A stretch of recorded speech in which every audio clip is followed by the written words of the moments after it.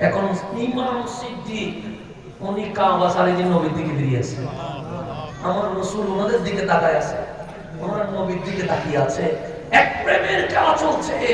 আমার রাসূল জানলা দিয়ে হাত বের করে দিয়েছে, ফাশারান নবিয়্যু সাল্লাল্লাহু আলাইহি ওয়াসাল্লাম, আমার নবী হাত দিয়ে ইশারা দিলেন, ও ইমাম আবু বকর।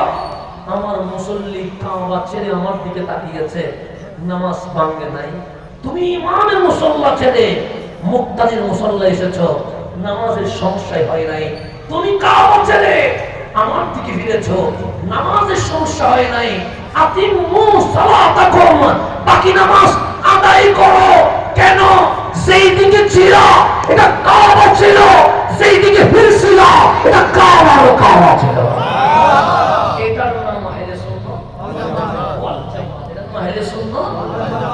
একটা কথাকে পয়েন্ট নিয়ে আমি কথা শেষ করে দিচ্ছি।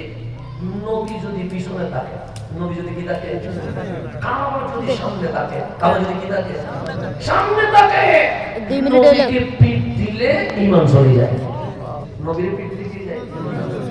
আর ওই নবীর পিঠ দিয়ে কাবা ধরে থাকলে কাফের হয়, আর কাবা বাদ দিয়া নবীর কদম ধরে থাকলে সিদ্দিক আকবর হয়। এই পয়েন্টটা মনে রাখবেন। নবী পিছনে, কাবার কিরাত ধরে আসেন, কারে বাদ দিয়া? নবীর বাদ দিয়া কাফের হবে। যদি বলেন কেমনে? দলিল আছে না? দলিল আছে, কোরআন বলেন। আল্লাহ কোরআনে বলছে, ওয়া ইযা ক্বিলা লাহুম তাআলাউ ইলা মা আনজালাল্লাহ। হাবিব মুনাফিক ছিলার জন্য থিওরি একটা, কোরআনের দিকে রাখেন। মা আনজালাল্লাহ, আল্লাহ যা নাযিল করছে রাখেন, নামাজের দিকে রাখেন, কাবার দিকে রাখেন, তাওহীদের দিকে রাখেন, সব দৌড়ায় আসলে আসবে।